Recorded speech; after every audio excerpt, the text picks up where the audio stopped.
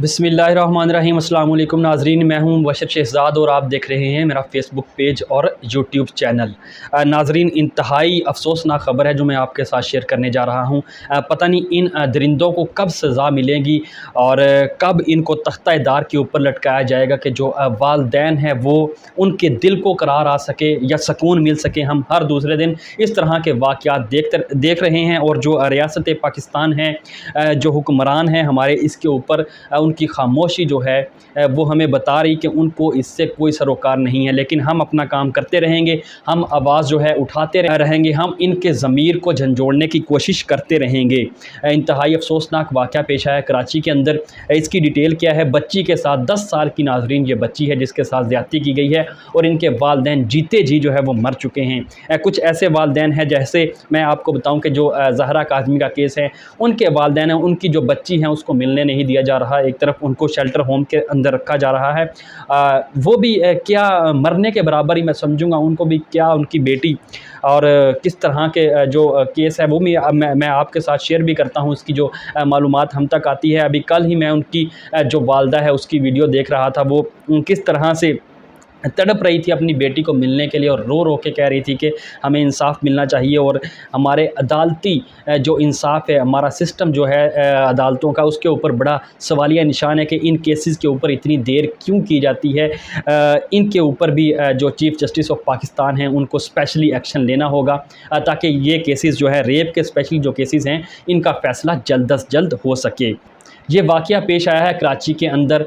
10 साल की ये बच्ची है जिसका नाम है दुआए फ़ातिमा और इसके जो वालदैन हैं, जो वालिद हैं, वो एक सुज़ुकी के ड्राइवर हैं। उनकी जानिब से कहा गया कि मैं 12 बजे के अपनी रूटीन के मुताबिक घर से निकला और मुझे जो है 2 बजे के करीब कॉल आती है घर से कि आप ज़रा प्रॉब्लम होगी घर के अंदर, तो वापस घर आ जाइए। जब मैं आता हूँ तो देखता हूँ कि मेरी बच्ची जो है वो सीढ़ियों के ऊपर वो मुर्दा हालत में पाई जाती है। जब उसे हमें लगता है कि शायद ज़िंदा होगी, बेहोश है, तो हम हॉस्पिटल, जना हॉस्पिटल के अंदर लेके जाते हैं, लेकिन वो डिक्लेयर करते हैं कि बच्ची तो फोत हो चुकी है। उसके बाद जो डॉक्टर साहिबान हैं उनको शक होता है इस केस के हवाले से कि बच्ची की डेथ किस तरह से हुई है। जब पोस्टमार्टम किया जाता है तो बच्ची के जिस्म के ऊपर ज़ख़म होते हैं, निशानात होते हैं, तशद्दुद के निशानात होते हैं। और जिसके बाद जो चीज़ सामने आई वो बहुत ही दिल दहला देने वाली है नाज़रीन।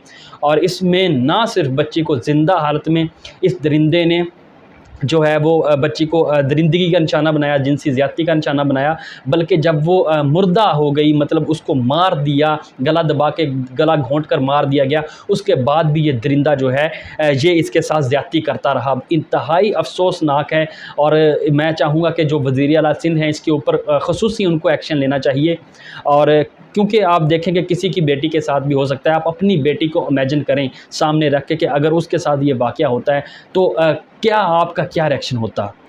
जो यहाँ पे बड़े लोग हैं स्पेशली, वो इस चीज़ को सोचें। खुदारा ये भी कौम की बेटियाँ हैं, इनके लिए भी इंसाफ का मेयार वही होना चाहिए जो आपका अपनी बेटियों के साथ होता है। जो जिस तरह का आप इंसाफ चाहते हैं उसी तरह का इनकी बेटियों के साथ भी होना चाहिए। तो ये दरिंदा जो है, मैं आपको बता दूँ ये कौन है। ये ज़ीशान इसका नेम है और इसका जो तारुफ़ वो ये है कि बच्ची के जो मामू हैं उसके पास जो है ये लड़का काम करता था और पहली मंजिल के ऊपर ये लड़का रहाइश पजीर था इसी घर के ऊपर। और बच्ची जो है, देखें, कहते हैं कि किसी के ऊपर एहसान करे तो उसके शर से बचा जाए।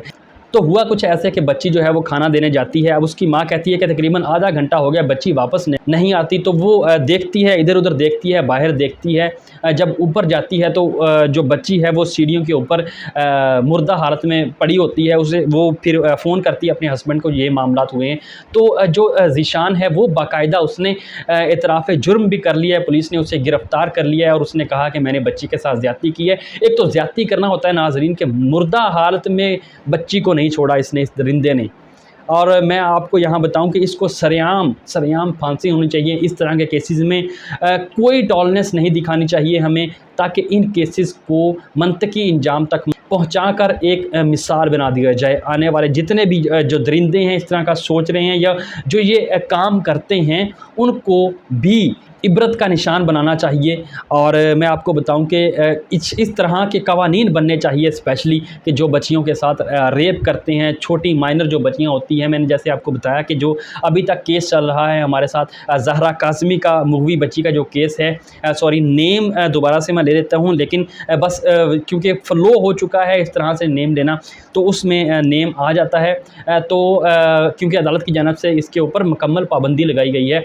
और तो मैं आपको ये बात कर रहा था कि इसके ऊपर पूरा एक कानून साज़ी होनी चाहिए, और हुकूमत पाकिस्तान को चाहिए कि वफाक के ऊपर ये जो कानून है वो लाया जाए, और इनको सख्त से सख्त जो सज़ा है वो मिलनी चाहिए। पहले भी जब इमरान खान साहब का दौर था तो उसमें कहा गया कि हम जो है नामर्द करने वाला जो कानून है वो ला रहे हैं, लेकिन हमने देखा कि उसके ऊपर भी एक किस्म की चुप साध ली गई। कोई हमें उसके ऊपर अमेंडमेंट्स जो है वो नज़र नहीं आई, कोई इस तरह की बात नज़र नहीं आई। लेकिन अब देखना ये है कि क्या हमारे हुक्मरान इसके ऊपर एक्शन लेते हैं या नहीं। ज़्यादा से ज़्यादा आपने वीडियो को शेयर करना है ताकि जो हुक्मरान हैं उनका ज़मीर जो है ये इससे झंझोड़ा जा सके। तो नाज़रीन, आपकी इस केस के हवाले से क्या राय है वो आप कमेंट सेक्शन में हमें बता सकते हैं।